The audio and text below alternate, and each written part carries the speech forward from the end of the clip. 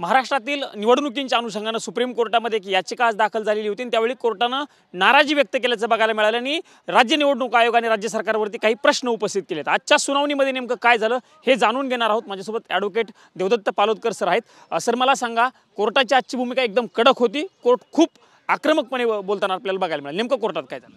नाही, मुळामध्ये झालं असं की या प्रकरणामध्ये 6 मे 2025 रोजी सर्वोच्च न्यायालयाने आदेश पारित केले। सर्वोच्च न्यायालयाने ओबीसी आरक्षणाबाबत असं स्पष्ट केलं की बांटिया कमिशनचा जो डेडिकेटेड कमिशन जे होतं ओबीसींच्या आरक्षणासाठी, त्याच्या अहवालाच्या पूर्वीचं जे आरक्षण होतं ते आरक्षण देऊन निवडणुका आता पुढे घेण्यात यावं, निवडणुकांचा मार्ग सर्वोच्च न्यायालयाने मोकळा केला। आता बांटिया कमिशनच्या आधीच्या ओबीसींच्या आरक्षण याचा अर्थ राज्य निवडणूक आयोग आणि राज्य सरकारने असा घेतला की 27% आरक्षण जे पूर्वी महाराष्ट्रामध्ये लागू होतं ते तसंच्या तसं त्यांनी सगळ्या जिल्हा परिषदा, नगरपंचायती, नगरपालिका आणि महानगरपालिकांमध्ये दिलं आणि त्यानंतर आरक्षण त्यांनी डिक्लेअर करून आरक्षणाची प्रक्रिया पुढे नेली। मात्र आता जेव्हा आरक्षण ॲक्च्युअल डिक्लेअर झालं त्यावेळी एक कंटेम्प्ट दाखल झाला आहे आणि 2 ॲप्लिकेशन्स दाखल झालेत, इंटरिम ॲप्लिकेशन्स। त्यांचं म्हणणं असं आहे की साधारणतः धुळे जिल्ह्यातलं एक प्रकरण आहे, त्यांचं म्हणणं असं आहे की सर्वोच्च न्यायालयाने 6 मे 2025 रोजी जरी बांटिया कमिशनच्या आधीची परिस्थिती ही कायम ठेवण्याचे निर्देश दिलेले असले तरी सर्वोच्च न्यायालयाने 50% आरक्षणाची मर्यादा ओलांडण्याची कुठलीही परवानगी किंवा मुभा ही राज्य सरकार किंवा राज्य निवडणूक आयोगाला दिलेली नाही आहे, असा त्या याचिकाकर्त्यांचा युक्तिवाद होता। त्यावर सर्वोच्च न्यायालयाने कंटेम्प्टवर नोटिसा काढून प्रिन्सिपल सेक्रेटरी आणि राज्य निवडणूक आयुक्त यांना नोटिसा देऊन आज सुनावणी ठेवली। दोन्ही IAवर पण सुद्धा आज नोटीस देऊन आज सुनावणी ठेवली। त्यानंतर आजच्या सुनावणीमध्ये असं झालं की सर्वोच्च न्यायालयासमोर युक्तिवाद असा करण्यात आला की 6 मे 2025 रोजी तुम्ही जी पूर्वीची परिस्थिती ठेवायला सांगितली त्यात विकास किसनराव गवळी यांचं जे जजमेंट आहे, खानविलकर साहेबांचं जे 3 जजेसचं, ज्यामध्ये 50% अधिक ओबीसींचं आरक्षण देता येणार नाही असा स्पष्ट निर्वाळा दिला आहे तो, आणि के कृष्णमूर्ती या प्रकरणामध्ये सर्वोच्च न्यायालयाच्या घटनापीठाने दिलेला निर्णय, ती ओबीसींच्या आरक्षणाची परिस्थिती होती। त्यामुळे या दोन्ही निकालांचा विचार करता राज्य सरकार आणि राज्य निवडणूक आयुक्तांनी आरक्षण देताना 50%ची मर्यादा ओलांडायला नको होती।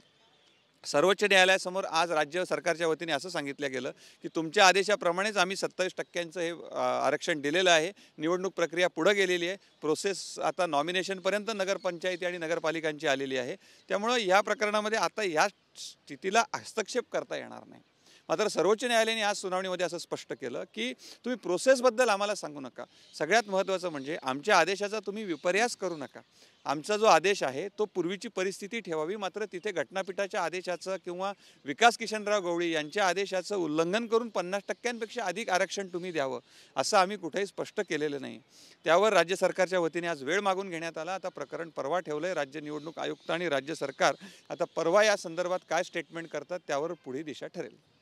कोर्टानं असं म्हटलं की 50%ची मर्यादा अनेक ठिकाणी ओलांडली जाते, याचिकाकर्त्यांचं तेच म्हणणं होतं। साधारणतः ही मर्यादा कुठं कुठं ओलांडली जाते? जिल्हा परिषद असेल, नगरपालिका आणि महानगरपालिका या तिन्हीचाही निवडणुका होतात, कुठल्या कुठल्या जिल्ह्यामध्ये साधारणतः ही मर्यादा जी आहे ती ओलांडली जाते? नाही, मुळामध्ये आपण महाराष्ट्राच्या बाबतीत जर बोलायचं तर के कृष्णमूर्तीचं जे जजमेंट आहे त्याच्यामध्ये कसं SC ST हे कॉन्स्टिट्यूशनल आरक्षण आहे, ते 50%च्या वर एक्सीड झालं किंवा शेड्यूल एरिया असे त्यांनी काही एक्सेप्शन त्या के कृष्णमूर्तीच्या जजमेंटमध्ये दिलेले आहे, तिथे ती आपल्याला मर्यादा ओलांडल्या जाऊ शकते जिथं घटनात्मक आरक्षण असतं।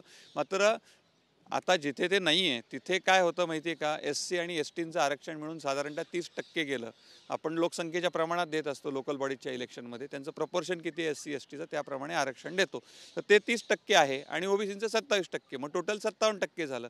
मग के कृष्णमूर्तीच्या घटनापीठाच्या जजमेंटप्रमाणे किंवा विकास किशनराव गवळींच्या त्या ट्रिपल टेस्टच्या जजमेंटप्रमाणे 50%च्या वर जायचं नाही, म्हणजे मग 7% आरक्षण हे ओबीसीचं कॉम्प्रोमाइज होतं। त्यामुळे या बांटिया कमिशनमध्ये तसंच त्यांनी जे 50%च्या पुढे जातं तिथं ते कमी केलं आणि मग आरक्षण निश्चित केलं, त्याप्रमाणे निवडणुका होणं अपेक्षित होतं।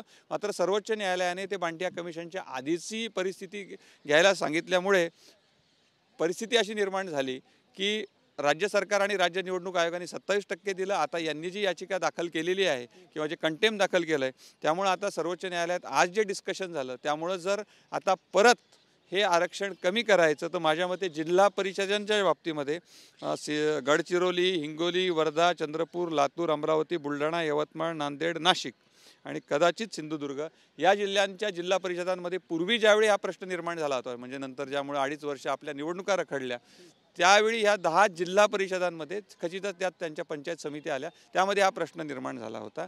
त्यानंतर जर आपण समजा बघितलं तर एक साधारणतः 30 ते 40 किंवा कदाचित 30% वर सुद्धा नगरपालिका आणि नगरपंचायतींमध्ये हा प्रश्न निर्माण होऊ शकतो. नगरपालिका आणि नगरपंचायती याच जिल्ह्यांमधील आहेत का ते वेगळ्या, म्हणजे ओव्हरऑल पण असू शकतात, कारण ते तालुक्याप्रमाणे जातं. कारण तालुक्यात कसं आरक्षण आहे त्या कारण ते शहर आहे ना, नगरपंचायती आणि नगरपालिका याच्यामध्ये ते शहराची लोकसंख्या जिल्ह्याच्या लोकसंख्येचा संबंध येत नाही. जिल्हा परिषदेला सगळ्या जिल्ह्याची आपण घेतो अर्बन भाग सोडून, त्यामुळे त्या बऱ्याचशा नगरपंचायती आणि नगरपालिकांमध्ये सुद्धा हा प्रभाव पडेल. महानगरपालिकांमध्ये हा प्रभाव पडेल असं मला वाटत नाही. कोर्टाच्या आजच्या भूमिकेवरनं बघायला गेलं, कोर्ट म्हटलं की आम्हाला तुम्हाला निर्देश द्यायला लावू नका, तुमची स्वायत्त बॉडी आहे, म्हणजे निवडणूक आयोग ही स्वायत्त बॉडी आहे, आम्हाला निर्देश द्यायला लावू नका, पण संविधानिक घटनापीठाचा अधिकार किंवा घटनापीठाने घालून दिलेली रेष आम्हालाही ओलांडता येत नाही. ही कोर्टाची खूप कडक टिप्पणी आजच्या सुनावणीवेळी बघायला मिळाली. नाही, निश्चितच, कारण हे घटनापीठाचा निकाल आहे, राज्यघटनेची तरतूद आहे आणि त्याच्या पुढं कोणालाही जाता येत नाही. त्याच्या पुढं जर जायचं आहे तुम्हाला सर्वोच्च न्यायालयाचीच परवानगी लागेल. ते 5 खंडपीठाचं जे जजमेंट आहे, कारण आपण पाहिलं तामिळनाडू आहे, आंध्र प्रदेश आहे, बऱ्याच राज्य सरकारने हे आरक्षण जे आहे तिथं पुढं जातं ना, त्यामुळं त्याच्यासाठी पण अजून काही सर्वोच्च न्यायालयाने स्पष्ट असा कुठलाही केसमध्ये हिरवा कंदील दिलेला नाही. त्यामुळे आजच्या तारखेला तरी हे महाराष्ट्राच्या बाबतीत जर बोलायचं तर हे आपल्याला बंधनकारक आहे. आरक्षणाची मर्यादा आपल्याला तशीच तिचं पालन करावं लागेल.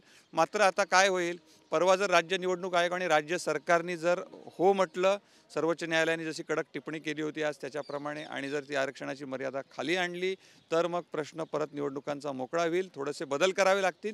ते फारसे नसतात, कारण आरक्षण जे आहे ते निश्चित करणं याला फारसा तसा वेळ लागत नाही. फारसे बदल नसतील असं तुम्ही म्हणताय, पण 10 जिल्हा तुम्ही आता जे 10 जिल्ह्यांची नावं घेतली ते असतील, 30 ते 40% नगरपालिका आणि नगरपंचायत यात तर बदल करणं अपेक्षित येईलच नाही. बदल मोठा आहे, पण त्याला फार वेळ लागत नाही असं माझं म्हणणं आहे. की जसं प्रभाग रचनेला खूप मोठा कालावधी लागतो, आरक्षणाची निश्चिती जी आहे हे इन हाऊस काम आहे तसं, त्यामुळे त्याला म्हणजे निवडणूक प्रक्रियेतला तो सगळ्यात छोट्या कालावधीचा कार्यक्रम असतो. म्हणजे बदल मोठा आहे पण त्याला कालावधी तसा कमी लागतो, त्यामुळे फारसं त्यामुळे निवडणुका डिले होतील असं मला वाटत नाही. मात्र राज्य सरकार किंवा राज्य निवडणूक आयुक्तांनी असं सांगितलं येऊन की नाही, तुम्ही जे आदेश दिले त्याप्रमाणेच आम्ही कारवाई केलेली, 27% आरक्षण जे दिलं तर योग्य आहे. तर मग मात्र युक्तिवादाला सुरुवात होईल. मग सर्वोच्च न्यायालयाला याच्यावर आदेश द्यावे लागतील, याचिकाकर्ते आणि सर्व प्रतिवादी, आणि मग त्यानंतर जे सर्वोच्च न्यायालयाचे आदेश होतील त्यानंतर पुढील प्रक्रिया ठरेल. कारण सर्वोच्च न्यायालयाने म्हटलेलं आहे की प्रोसेस वगैरेचे आम्हाला एक्सक्युजेस देऊ नका, कारण हे घटनापीठाचा निकाल आहे, त्याचं पालन करणं तुमचं आमचं काम आहे, असं कोर्टाचं म्हणणं होतं.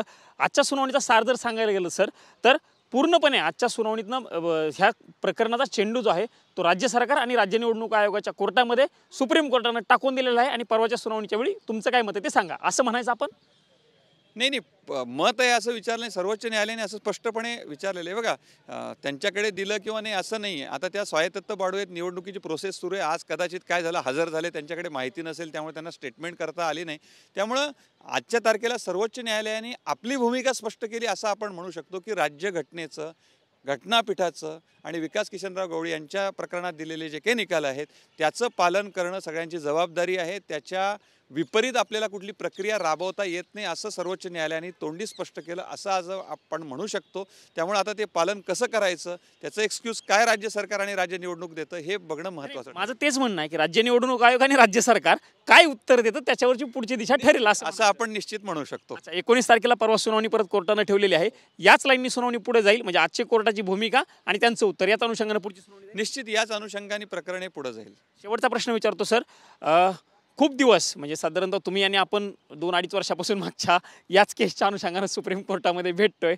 आता परत आजची कोर्टाची कडक टिप्पणी राज्य सरकारने जर मान्यच केलं नाही तर पुन्हा निवडणुकींवरती काही परिणाम होऊ शकतो याचा, कारण खूप दिवसांच्या, खूप वर्षांच्या नंतर खरं तर निवडणुका लागल्यात.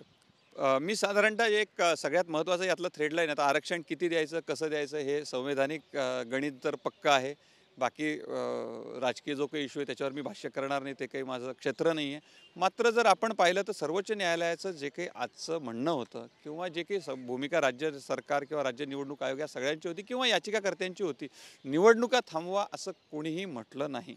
आणि त्यामुळे मी मगाशी जो तुम्हाला कालावधीचा प्रश्न म्हटलं की निवडणुकीमध्ये आरक्षण निश्चित करणं याला फारसा वेळ लागत नाही. परिणाम मोठा आहे, परिणाम दूरगामी आहे, पण त्याला फारसा वेळ लागत नाही. त्यामुळे निवडणुकीची प्रक्रिया फार लांबेल, यामुळे असं होत नाही. म्हणजे आपलं जे ठरलं होतं, म्हणजे कोर्टानं जे ठरवून दिलं होतं 31 जानेवारी 2026च्या अगोदर निवडणुका घ्या, त्याच होतील असं सध्या तरी आपल्याला म्हणता येईल एक प्रकारे?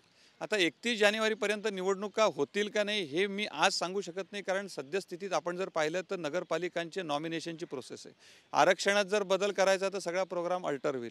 जिल्हा परिषदांच्या बाबतीत म्हटलं तर मतदार यादी 24 तारखेला फायनल होणार आहे, 24 नोव्हेंबरला. त्याच्यानंतर डिसेंबर आहे. महानगरपालिका अजून आरक्षणाच्या स्तरावर आहे. त्यामुळे 31 जानेवारीपर्यंत किती निवडणुका कशा कशा पद्धतीने घेतात हे सुद्धा थोडंसं महत्त्वाचं आहे, कारण 31 ऑक्टोबरपर्यंत प्रभाग रचना आणि त्या संदर्भातली सगळी प्रक्रिया पूर्ण करावी असं सुप्रीम कोर्टाने सांगितलं होतं. मात्र महानगरपालिकाची अजून डिलिमिटेशनचीच प्रोसेस पूर्ण झालेली नाही आहे.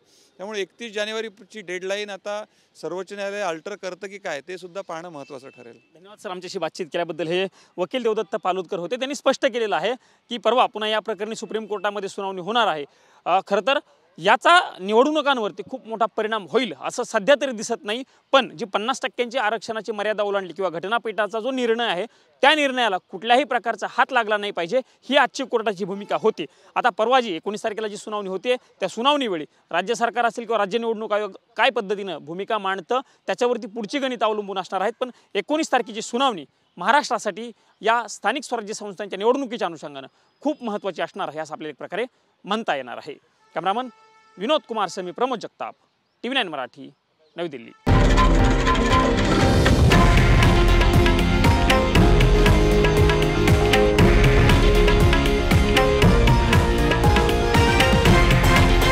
हे आहे देशातील नंबर 1 न्यूज नेटवर्क आणि आपण पाहत आहात TV9 मराठी, एकमेव.